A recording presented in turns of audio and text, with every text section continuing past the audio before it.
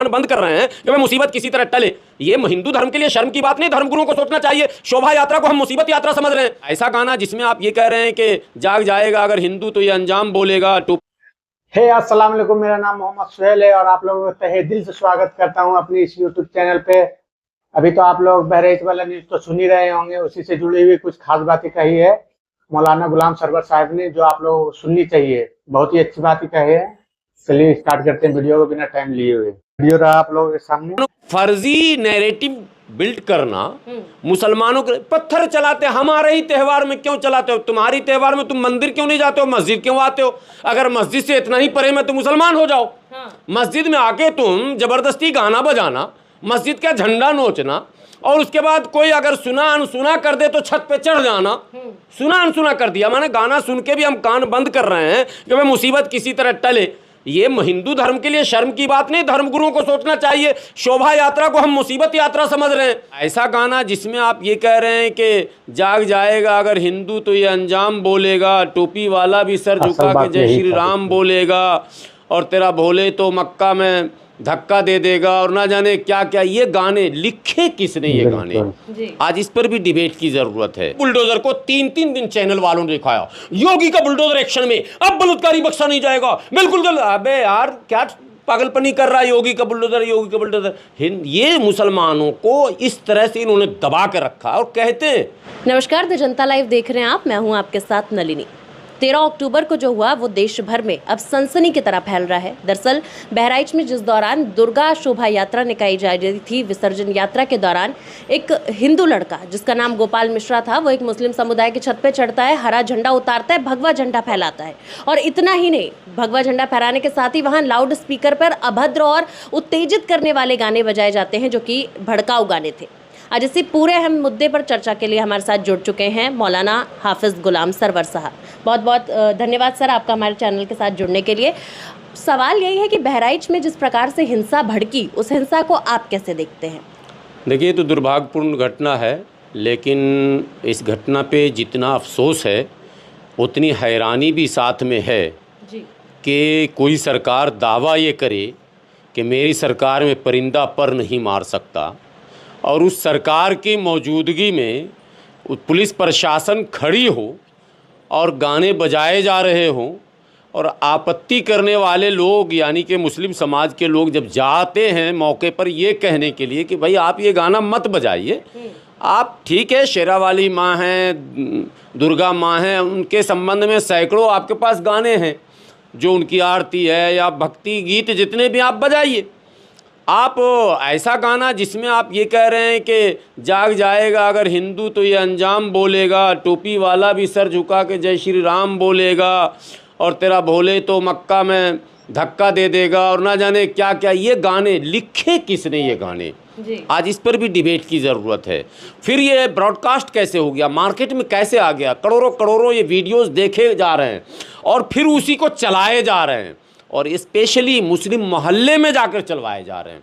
एक तो ये बड़ा सवाल है, इस पर सबको बात करनी चाहिए और इसका समाधान ढूंढना चाहिए, वरना ये एक बहराइच नहीं कितने बहराइच हो सकते हैं। क्योंकि एक बात बार बार मैं कहता हूँ, प्रकृति ने सबको एक स्वभाव के साथ पैदा किया। क्या हिंदू, क्या मुसलमान, क्या सिख, क्या ईसाई, क्या जैन, क्या पारसी, क्या बौद्धिस्ट, आप ये अलग मामला कि आपकी आस्था किस धर्म पर है, लेकिन ह्यूमन नेचर जो है ना एकदम एक जैसा सबका। माना ब्लड भी एक जैसा, खाने पीने का तरीका भी एक जैसा, बीमारी भी एक जैसी, यानी ये सब ये ह्यूमन नेचर है। उसके अंदर जो सोचने समझने की भावना वो भी एक ही जैसी है। तो आप किसी को प्रोवोक कर रहे हैं तो आप नहीं जान रहे हैं कि भाई जब इस तरह से हम करेंगे, उनको उत्तेजित करेंगे तो उनकी उत्तेजना जगेगी तो कुछ ना कुछ घटना घटेगी। सो ये घटना घटी। मैं तो कह रहा हूँ कुछ नहीं घटा। पुलिस अगर चाहती तो ये होता ही नहीं, लेकिन मुझे लगता है कि ये सुनियोजित था और ये एक षड्यंत्र के तहत किया गया था। चूँकि उपचुनाव भी होने हैं और लोकसभा चुनाव में मुंह की पटकनी जो खाई है भारतीय जनता पार्टी उत्तर प्रदेश में, विशेषकर योगी जी ने, और 37 सीट जो सपा जीत गई, तो उससे भी इनको परेशानी हो रही है कि किसान आंदोलन में जो काम नहीं हुआ वो अब हो गया। तो आने वाले ये जो उपचुनाव है, ये परीक्षा है, उपचुनाव 10 सीट पर होना था, उसको घटा के 1 सीट, वो सीट हटा दी गई जिस सीट पर सपा की जीत पक्की मानी जाती थी, अयोध्या वाली। तो अब 9 सीट पर हो रहा है। इनको ये लग रहा है कि अगर 9 में हमने 9 का 9 हार गए तो मेरे पार्टी में बगावत हो जाएगा, और ये होगा, दोनों बात है। तो सीटें कैसे अधिक से अधिक जीती जाएं, उसके लिए जातिवाद संप्रदायवाद का खेल खेलने के लिए इससे अच्छा कोई मौका इनके पास था नहीं। स्वयं दिल्ली में थे योगी जी और अपना पुलिस को आदेश कर दिया अंदर खाने कि कुछ ऐसा करवा डालो। सो पुलिस ने खड़े होकर करवा दिया। आप वीडियो देखिएगा, पुलिस है। 3 सवाल है, उसके बाद मैं आप पर आऊँगा। एक सवाल ये है कि लोग जाते हैं, आपत्ति करते हैं, आरोप ये लगाया जा रहा है कि वो जो गाने चल रहे थे उसका जो चिप लगाते हैं, कि उसको क्या बोलते हैं, जो बजाने के लिए जो मेमोरी कार्ड, पेन ड्राइव, वो पेन ड्राइव खींच लिया मुसलमानों ने। ये जाके समझाया बुझाया या लड़ा या हाथापाई हुई और पेन ड्राइव खींच लिया। पुलिस कहाँ थी? एक मिनट में तो कोई काम नहीं होता। इस काम के लिए कम से कम 10 मिनट लगे होंगे, इतने के लिए। उसके बाद आरोप है कि फिर मुस्लिम पक्षों ने पत्थर चलाया। हालांकि एक बात आपके चैनल पर बोल दूं, सारे भारत के चैनल को मैं चैलेंज कर रहा हूं फिर, और कर चुका हूं, उनके अंदर जाके कर चुका हूं। 2 वीडियो भारत का मुसलमान देखना चाहता है और भारत का मैंने शांति प्रिय देश प्रेमी हिंदू भी देखना चाहता है। एक वीडियो कि पत्थर मुसलमानों ने बहराइच में चलाए, उसका वीडियो दिखा दीजिए।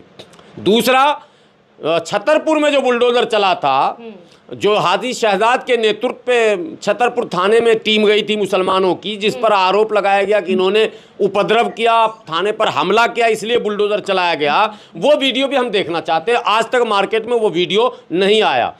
ये फर्जी नैरेटिव बिल्ड करना, मुसलमानों के पत्थर चलाते, हमारे ही त्यौहार में क्यों चलाते हो? तुम्हारी त्यौहार में तुम मंदिर क्यों नहीं जाते हो, मस्जिद क्यों आते हो? अगर मस्जिद से इतना ही परे में तो मुसलमान हो जाओ। मस्जिद में आके तुम जबरदस्ती गाना बजाना, मस्जिद का झंडा नोचना, और उसके बाद कोई अगर सुना अनसुना कर दे तो छत पे चढ़ जाना। सुना अनसुना कर दिया माने गाना सुन के भी हम कान बंद कर रहे हैं कि भाई मुसीबत किसी तरह टले। ये हिंदू धर्म के लिए शर्म की बात नहीं, धर्मगुरुओं को सोचना चाहिए। शोभा यात्रा को हम मुसीबत यात्रा समझ रहे हैं, हम कह रहे हैं जल्दी टले। हर मुसलमान यही कह रहा है कि मुसीबत जल्दी टले, लेकिन ये टल ही नहीं रहा, वहीं जाके डेरा डाल दे रहा। कोई धर्मगुरु क्यों नहीं बोलता कि भाई तुम अपने गंतव्य की ओर जाओगे, या फिर मस्जिद और मुस्लिम मोहल्ले में जाके कान फाड़ू गाने बजाओगे? योगी जी ने कहा था, उसका डिसेबिलिटी की बात आई थी ना, ध्वनि नियंत्रण रहेगा, इतने से ज्यादा नहीं रहेगा। खबरदार जो मुहर्रम में बजाया, खबरदार जो ईद में बजाया, खबरदार जो रमजान में बजाया। योगी जी, इसको क्यों नहीं आपने कहा कि खबरदार जो आपने दशहरा में बजाया, क्यों कान फाड़ू बजे? एक अभी मुहर्रम में इन्होंने एक सर्कुलर जारी किया था योगी जी ने कि कोई भी परंपरागत हथियार, तलवार और ये वो लेकर नहीं निकलेगा। फिर इसमें तलवार लेकर क्यों आए लोग? ये भी एक सवाल था। अब दूसरा सवाल, 10 मिनट कम से कम लगा होगा। अब वो व्यक्ति घर घुसता है, अब्दुल हमीद या क्या नाम है उसका, हत्यारा सरफराज तो बेटा है, बाप हमीद या कुछ भी नाम है। अब वो घर घुसता है, उसके बाद ये गोपाल मिश्रा दूसरे के छत से चढ़कर उसके छत पे जाता है। कई, हमको लगता है 1.5 मिनट का तो वो वीडियो जो वायरल है, जिसमें वो झंडे को ऐसे ऐसे कर रहा है, पूरी रेलिंग टूट के गिर जाती है। पुलिस कहाँ थी? 5 मिनट इसमें भी लगा होगा, लगा ही होगा, जाहिर सी बात है। अब हो गए 15 मिनट। उसके बाद रेलिंग टूट के गिर गया और वो झंडे को आपने देखा होगा, फिर वो भगवा लेके ऐसे ऐसे घुमाता और ऐसे ऐसे भी करता। वो विजय मुद्रा वाला भी है, दोनों जी। इसमें भी 5 मिनट लगा होगा, 20 मिनट हो गए। पुलिस कहाँ थी? उसके बाद वो हरे झंडे को पांव से कुचलता है, तब जाकर उसको पीछे से सरफराज और उनके परिवार के लोग खींच के जीना से ले जाते हैं। 5 मिनट वहां भी लगा होगा, खींच के ले गया, मारा, मुक्का, लप्पर थप्पड़, गोली चली। गोली की आवाज़ कहीं गई नहीं, मतलब सारे लोग बहरे थे क्या? गोली चली, करो 1 लाख गोली मार दिया। अबे बेवकूफ़, उसके बंदूक में बहुत होगा तो 2, 4, 6 होगा। बहरहाल जो भी मारा, आवाज़ हुई कि नहीं हुई? तो पुलिस क्या कर रही थी? सवाल है ना। फिर भी पुलिस तो वहीं है, बाहर का वीडियो देख लीजिए, बाहर पुलिस है, मगर पुलिस कुछ नहीं कर रही है। पुलिस को घर में घुसना चाहिए था, गोपाल मिश्रा को बचाना चाहिए था, उसी वक्त सरफराज और उसके परिवार को पकड़ना चाहिए था, गिरफ्तार करना चाहिए था, 10-20 लाठी उसको लगाना चाहिए था, उसको घसीट के ले जाना चाहिए, थाने में बंद करना चाहिए था। ये तो पुलिस का काम था ना।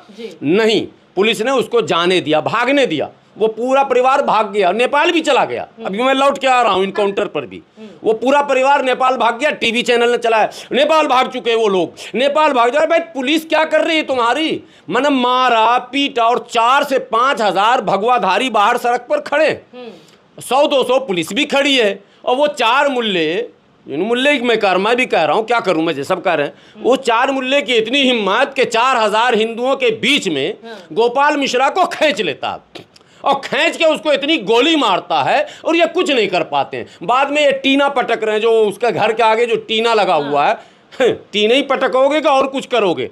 पहले पटका टीना, अब पटक रहा सीना। सारा टीवी चैनल वाला, हाँ ये क्या हो गया, मियाँ की इतनी हिम्मत कैसे हो गई, कैसे मार दिया भाई, ये तो गजब हो गया। कुछ गजब नहीं हुआ भाई, इंसान इंसान ही होता है। अगर तुम्हारे साथ भी ऐसा होगा तो यही करोगे।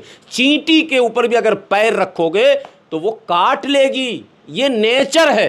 बिल्कुल नेचर के खिलाफ आप सोचते हैं तो गलत सोचते हैं। नेचर बदलता नहीं है, ये चेंज नहीं होता, समझ लीजिए। नेचर और सिग्नेचर के बारे में कहा जाता है, ये जल्दी चेंज नहीं होता। तो जब चींटी के बारे में कहा गया काट लेगी, तो भैया हम तो इंसान ही हैं। तो जो कुछ हुआ, आखिरी में आदमी हारता है तो दांत ही काट लेता है, कुछ न करता है तो मुंह पे थूक देता है। ये इंसान की फितरत है। हाँ, कह रहे हैं कि जो हुआ उसकी प्रतिक्रिया में सरफराज के परिवार ने नहीं, किया। पुलिस ने करवाया हुआ नहीं, पुलिस ने जो करवाया वही हुआ। अच्छा। कुछ अपने आप नहीं हुआ।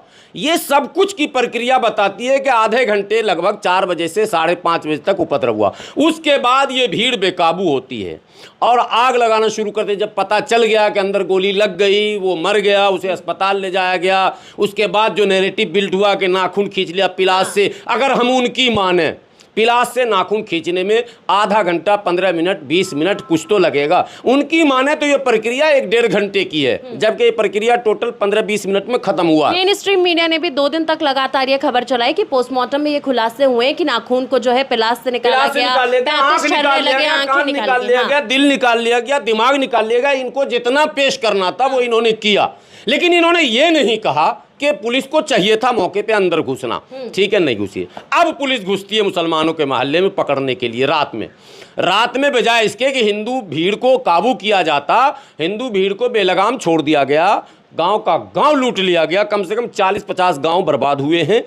लगभग 8 से 9 गांव में आग लगाए गए हैं। लगभग 3 से 4 मस्जिदों पर हमले किए गए हैं अलग अलग जगहों पर। लगभग 1 से 150 दुकानों को जला दिया गया है और लगभग 150 से 200 मुस्लिम नौजवानों को गिरफ्तार कर लिया गया। ठीक है, गिरफ्तारी में भी भेदभाव।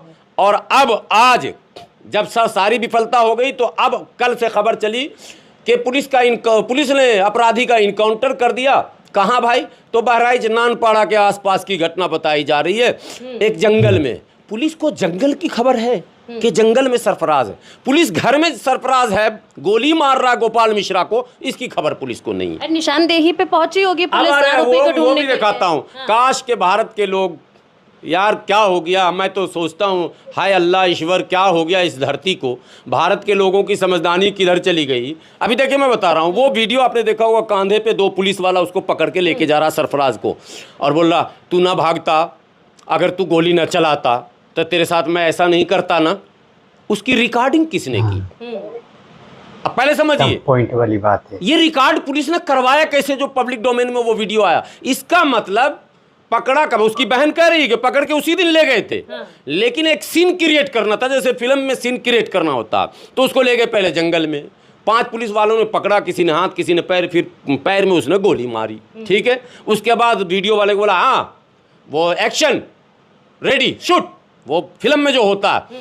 अब वो शूट वाला तैयार हुआ और उसके बाद उसको बोला हाँ तू ना भागता तो तुझे तो गोली नहीं मारता मैं। हाँ, वो बेचारा उसको भी बोल देगा साला भी 4 गोली और मारूंगा, जो बोल रहा हूँ वही कैमरे के सामने बोल। वो बेचारा भी कैमरे के सामने वही बात बोल रहा, मरता क्या नहीं करता। पुलिस के कस्टडी में बड़े बड़े शेर जाके चूहा बन जाते हैं। तो आप कह रहे हैं वो डर से वो सारी चीजें, ये कोई इनकाउंटर नहीं है, कुछ है ही नहीं।